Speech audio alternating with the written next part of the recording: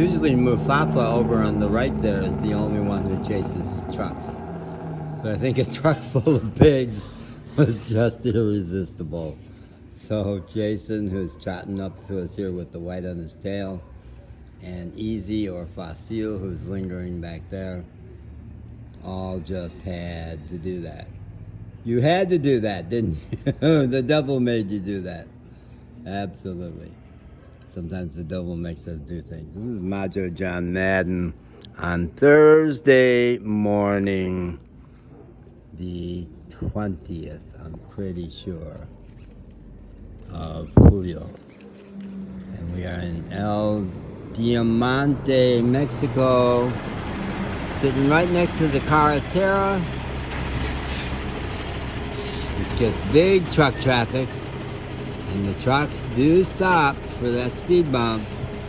Cars that know their way around will sometimes slide around it on the outside. And cars with good suspension will just say, oh, let's wing it.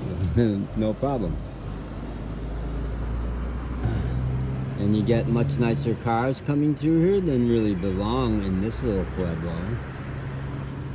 But this little two-lane highway unites Mexico with the United States to the north, Los Estados Unidos, and Central America to the south. So there's a lot of traffic. And the other day there was a cop sitting down here busting people for doing exactly that. Because I think it's not legal to pass, but it's irresistible. When the truck is almost stopped, that's the time to pass him. It'll be harder. When he's just building speed going out of town, it's not too hard, but it could be in a curve. And now, how do you describe the contents of that truck? That's a little bit of everything. Lots of taxis, lots of poor people without cars, and taxi ride to Vega, the local town, is 50 pesos, 60 pesos, it depends on whether the taxi is based out of here or whether it's based out of Vega. And this guy goes by at the exact same time every morning. I would like to say it puts a smile on my face, but it makes me think of little sweet desserts that I don't like anymore. So, okay, do it to it, buddy. Do it to it. See, you're even gonna slow down. You didn't slow down much. Do it. Good job. Volkswagen. Love Volkswagens. Okay, here's my chance to talk. Maybe. For some reason this morning, I'm wanting to talk about homelessness. It's sure not what's been on my mind all morning, except that I am technically homeless for living in a vehicle.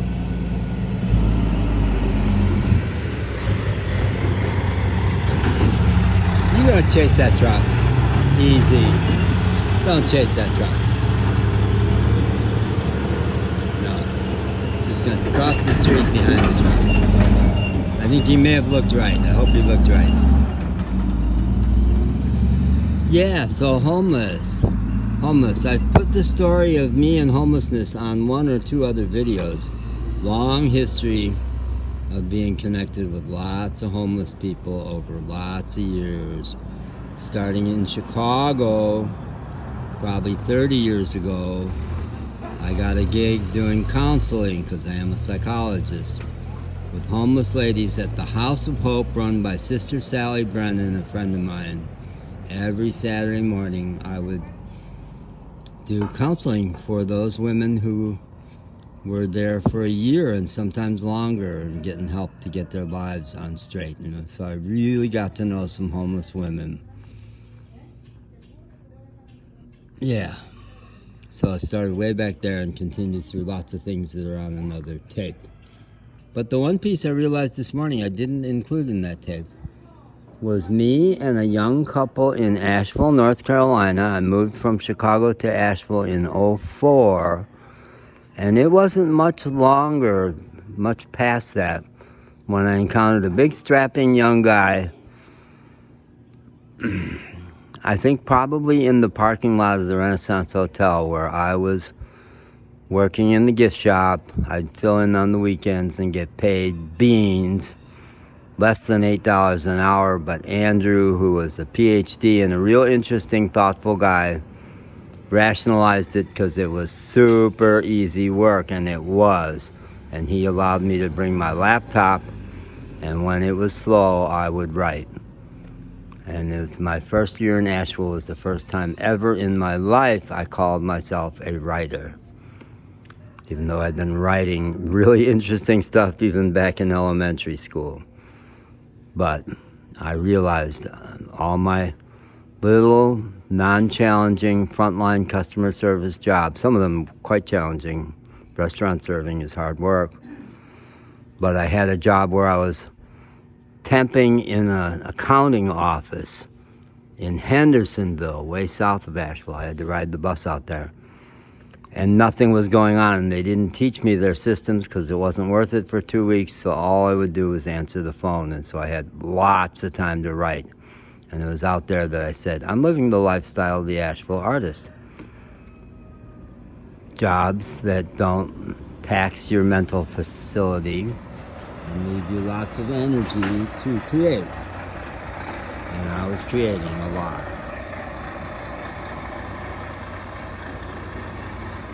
And there's the Hotel Diamante and the restaurant O'Reilly, which are my home base. So, back to this guy in Asheville, back in the parking lot of the Renaissance Hotel, comes up and says, "This, I think the first time somebody ever did this con on me, they had me hook, line, and sinker, and I gave him 20 or 30 bucks. About how he was broken down, he needed to get home, out in the mountains, someplace out in the mountains where he lived, and could I give him a few bucks to help him repair his car?" And I think I probably did. And then it was maybe a month later that he and his girlfriend approached me, maybe in almost the same spot, and gave me the same story. And I was a prick. Let's just say it. I was a prick. I said, you gave me that same bullshit line a month ago, leave me the fuck alone. I didn't like it. And I didn't like me, but I did it.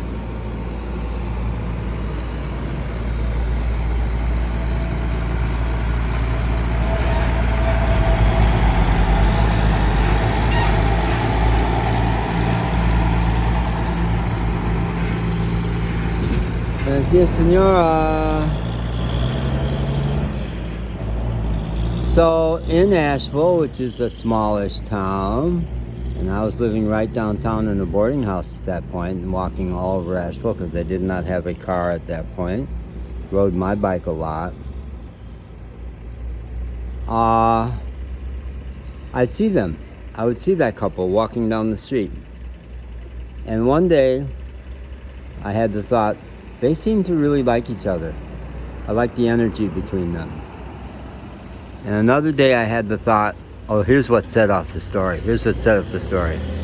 Because I'm kind of sweet on the server over at the restaurant who got dropped off in her cab this morning over there and walked past me here. And when she got about there, I said hi to her. And I just tracked her away in the restaurant. And I thought, she swings her arms the way women do, and I love the way they do that. Love the way they do that. Guys mostly don't. So that girl, and I don't remember their names anymore, but I wrote this story up and I performed it at church as me not happy with myself, not happy with the way I started, not happy with how judgmental I was, how nasty I was to these people who were having a hard time, even if they were bullshitting. They still were having a hard time. And then one day he came into the gift shop at the hotel and we talked. And I said, I'm the guy who was an asshole towards you. And here's how I've softened towards you and your girlfriend as I've watched you walking around town. And he told me about the Gulf War and PTSD and his journey, which included some musing. Yanni! Good morning. Buenos dias! the husband of Erica, who runs the Tienda, who I just got to know yesterday. All part of the O'Reilly family over here. He's a son and a good man. I had not thought I liked him, but now I like him a lot. Isn't that funny? Our judgments. What a trip. What a trip our mind is, and all the judgments we put on people. I thought he was just a country rube, and he's not by any means. Not by any means just a country rube. So, that guy told me his story.